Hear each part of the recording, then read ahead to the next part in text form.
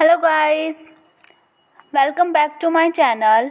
So today's our topic is on Indian money market. Okay, let's start the topic. It refers to a market of short-term funds, short-term money and financial asset which the borrower gets short-term funds and creditor get borrower for their money. Basically first क्या होता है, इसमें एक तो short term funds और short term money के लिए dealing होती है. ठीक है, इसमें क्या होता है, बोरोवर्स को शॉर्ट टर्म फंड्स मिल जाते हैं और क्रेडिटर को जो है बोरोवर्स मिल जाते हैं अपने मनी के लिए. Transaction of large amount and high volume takes place. जो ट्रांजैक्शन होती हैं लार्ज अमाउंट की होती हैं और हाई वॉल्यूम होती हैं, लेकिन शॉर्ट टर्म के लिए होती हैं. कौन कौन इसके प्लेयर्स हैं? Government, RBI, DFHI discount and finance house of India, mutual fund, provident fund. Instrument have liquidity, minimum transaction cost and no loss in value. इसके फीचर्स हैं इंस्ट्रूमेंट की कि इनमें लिक्विडिटी होती है, मिनिमम ट्रांजैक्शन कॉस्ट होती है और वैल्यू का कोई लॉस नहीं होता. एक डेफिनेशन है बहुत important of money market, the centre of dealing mainly short term character in monetary asset. It meets the short term requirement of borrowers and provide liquidity और कैश टू लेंडर्स. ये जो है एक सेंटर होता है, short term character की dealings करता है, मॉनिटरी एसेट्स की डीलिंग करता है. ये बोरोवर्स की शॉर्ट टर्म रिक्वायरमेंट को पूरा करता है और लेंडर को जो है कैश प्रोवाइड करता है. ये किसने दी है? आरबीआई. ये दिस डेफिनेशन इज आरबीआई ने, रिजर्व बैंक ऑफ इंडिया ने ये जो डेफिनेशन दी है. इसके फीचर्स क्या हैं? Link between RBI and other bank. RBI और अदर बैंक्स के बीच में एक लिंक का काम करता है. Inter bank money market matches the surplus and deficit of bank. जो सरप्लस और डेफिसिट है फंड्स की, उसकी कमी को मैच करता है. होलसेल बिजनेस होता है, इसमें जो लार्ज वॉल्यूम, होलसेल होता क्या है जिसमें लार्ज वॉल्यूम में जो है ट्रांजैक्शन होती हैं, तो इसमें भी लार्ज वॉल्यूम में ट्रांजैक्शन होती हैं. The volume of transaction is found to be large. Daily business settlement होती है.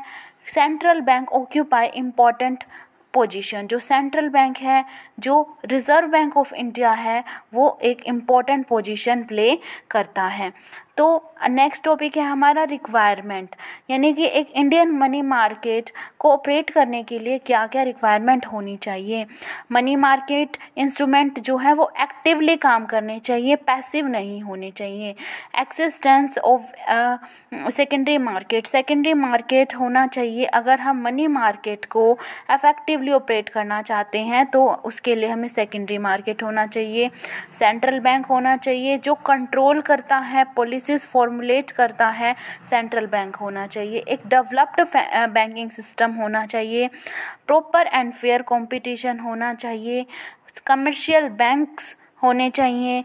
इसके अलावा सब मार्केट हैं जैसे कि कॉल मनी मार्केट है, बिल मार्केट भी होने चाहिए. इम्पॉर्टेंस क्या है मनी मार्केट की? Introduction of finance. ये फाइनेंस को इंट्रोड्यूस कर सोर्सेस प्रोवाइड करता है, जैसे कि जो ट्रेजरी बिल हैं, कमर्शियल पेपर है, सर्टिफिकेट ऑफ डिपॉजिट हैं, ये सोर्सेस ऑफ फाइनेंस प्रोवाइड करता है. ये मॉनेटरी पॉलिसी को इम्प्लीमेंट करने में हेल्प करता है. ये इन्फ्लेशन और डिफ्लेशन दोनों को कंट्रोल करता है. ना तो प्राइसेस को ज़्यादा बढ़ने देता है, ना ही कम होने देता है. Promote liquidity and safety of financial asset. जो हमारी फाइनेंशियल एसेट है उनकी लिक्विडिटी बनी रहती है, हम जब चाहें उनको मनी में कन्वर्ट करा सकते हैं और वो सेफ रहती हैं. Provides avenue to commercial market. Commercial market को रेवेन्यू प्रोवाइड करता है. उसके बाद हम नेक्स्ट टॉपिक पढ़ेंगे institute of money market. Institution of money market, there are basically 5 institutions of money market. These are commercial bank, central bank, accepting house, bill broker, NBFCI। Firstly हम पढ़ेंगे commercial bank क्या होता है। Commercial bank क्या करता है, हम जो है इसमें सेविंग अकाउंट ओपन करा सकते हैं, डिपॉजिट करा सकते हैं, फिक्स डिपॉजिट करा सकते हैं। इसके अलावा ये हमें लोन भी प्रोवाइड करता है, एडवांसेस प्रोवाइड करता है। इसके अलावा जो कॉल मनी है बिल ब्रोकर को और जो डीलर्स होते हैं स्टॉक एक्सचेंज में, उनको भी ये जो है एडवांसेस प्रोवाइड करता है।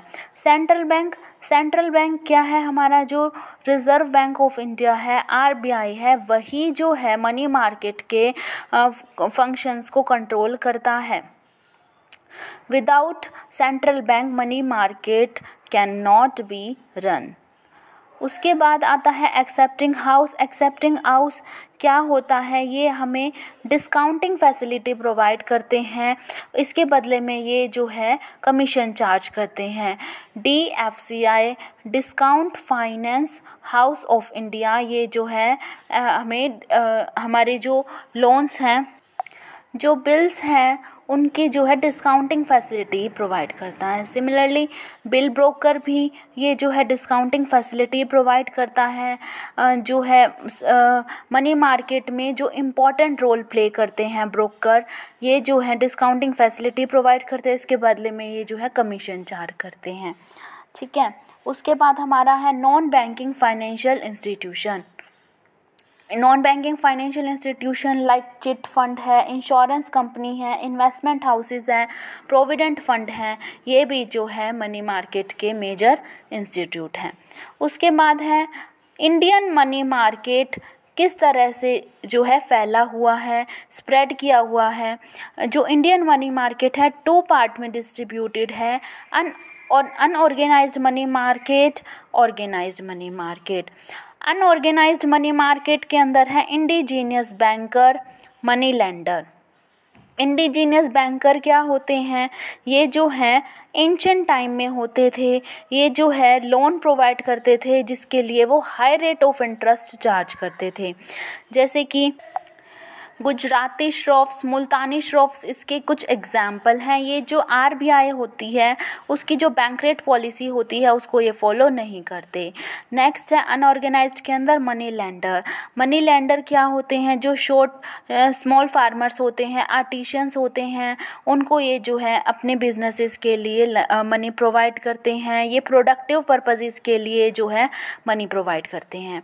उसके बाद जो ऑर्गेनाइज्ड है, ऑर्गेनाइज्ड मनी मार्केट, जो well organised and integrated money market है, उसको हम क्या बोलते हैं, ऑर्गेनाइज्ड मनी मार्केट। लाइक इसके अंदर क्या क्या आते हैं, रिजर्व बैंक ऑफ इंडिया है, कमर्शियल बैंक है, कोऑपरेटिव बैंक है, ये सब मिलकर जो मनी मार्केट को ऑर्गेनाइज रखते हैं।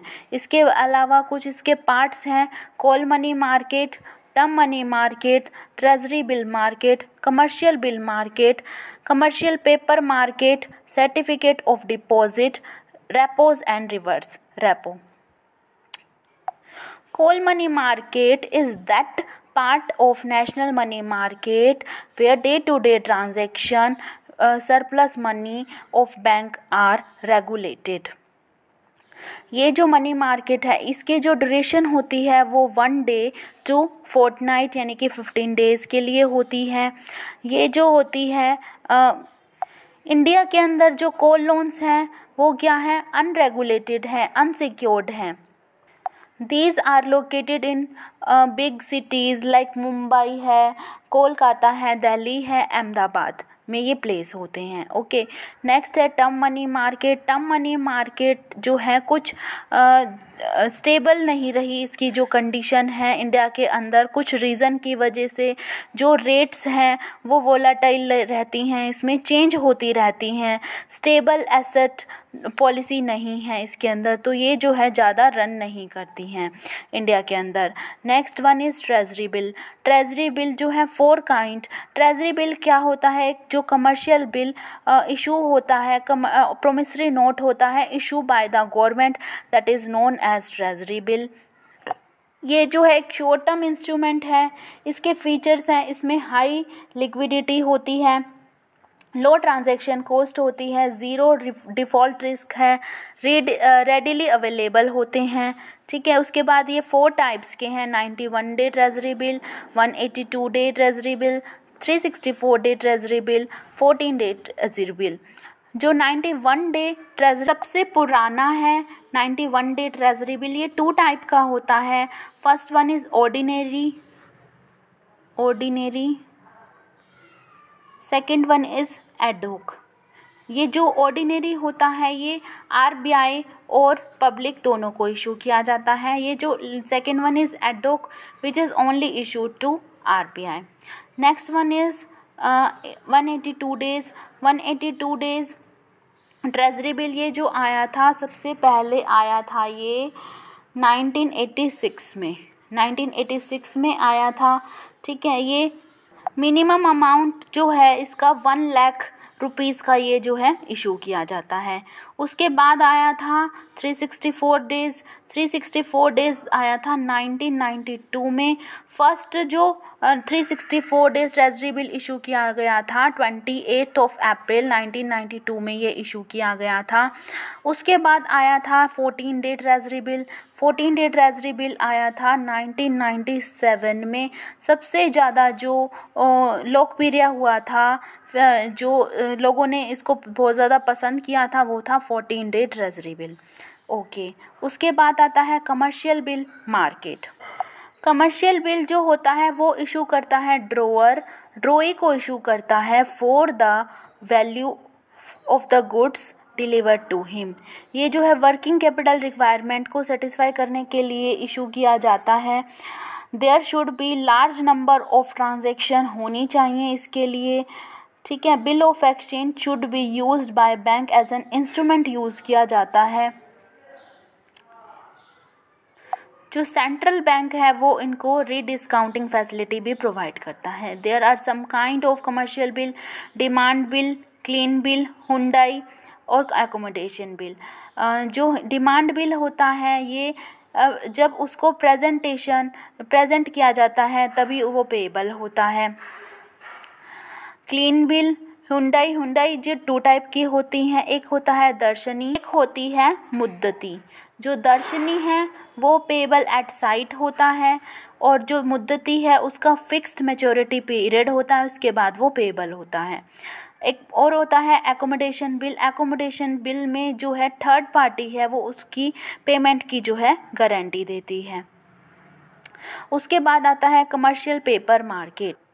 कमर्शियल पेपर मार्केट में ये क्या होता है? Short run unsecured promissory note issued by companies. इसकी कुछ एलिजिबिलिटी कंडीशन है। जो कंपनी इसको इशू करना चाहती है उसके जो टेंजिबल नेटवर्थ है वो 4 करोड़ से कम नहीं होनी चाहिए। और इसके अलावा MPBF का मतलब क्या है? Maximum permissible bank finance. ये जो है 4 करोड़ से कम नहीं होना चाहिए। और जो करंट रेशो है वो कंपनी का 1.33:1 होना चाहिए। ठीक है, और ये जो है 25 लाख से कम का इशू नहीं, मिनिमम 25 लाख का इशू किया जाता है और 5 लाख के मल्टीपल में इशू किया जाता है। ठीक है, उसके बाद सर्टिफिकेट ऑफ डिपॉजिट ये जो है बैंक इशू की जाती है to the depository of the money for specific period of time for specific rate of interest. ये भी जो है 5 लाख के मल्टीपल्स में इशू किया जाता है। ये इसका जो पीरियड होता है वो 3 मंथ्स से 1 ईयर का हो सकता है। उसके बाद आता है रेपो और रिवर्स रेपो। इसमें जो 2 पीपल हैं वो सिक्योरिटीज़ को परचेज़ करते हैं for repurchase them at the specified rate and specified date. Similarly, जो रिवर्स रेपो होता है उसमें रीपरचेज का ऑप्शन अवेलेबल नहीं होता है. So that's it for today. Hope you like my content. Please like and subscribe my channel as much as possible. Thank you very much.